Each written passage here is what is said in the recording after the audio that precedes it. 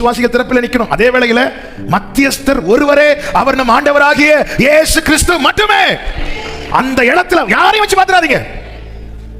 ஹல்லேலூயா. மற்றவங்களுக்கு நமக்கு அப்ப என்ன வித்தியாசம்?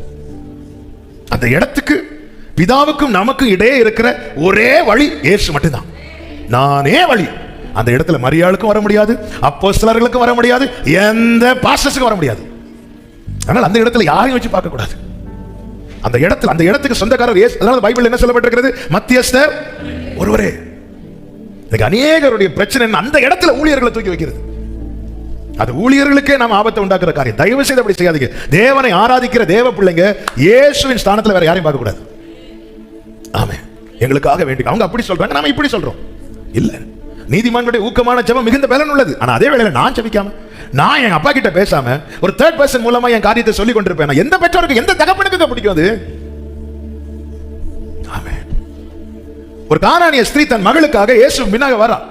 சத்தம் போட்டுட்டு வரும்போது ஆண்டவர் ஒரு வார்த்தையை சொல்லாம போயிட்டு இருக்கிறார். இப்போ சீஷர்கள் எல்லாம் சேர்ந்து சொல்றாங்க, ஆண்டவர் ஏதாவது சொல்லுங்க. ஆண்டவர் சொல்றாங்க, நான் இஸ்ரவேல் வீட்டரிடத்தில் வந்தேனே அன்றி வேற வரல சொல்லிட்டு போயிட்டே இருக்கிறார். இப்ப அவ வந்து கேட்கிறான். இதுக்கு தான் ஆண்டவர் வெயிட் பண்றார். ஆண்டவர், உன் விசுவாசம் பெரியதுமா? நான் வச்சுக்கா.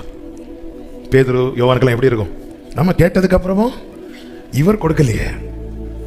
ஆமே, ஹல்லேலூயா. தூதனை கூட வணங்க பரலோகம் அனுமதிக்கல. மார்பில் சாய்ந்திருந்த யோவானே தூதனை வணங்க போறான்.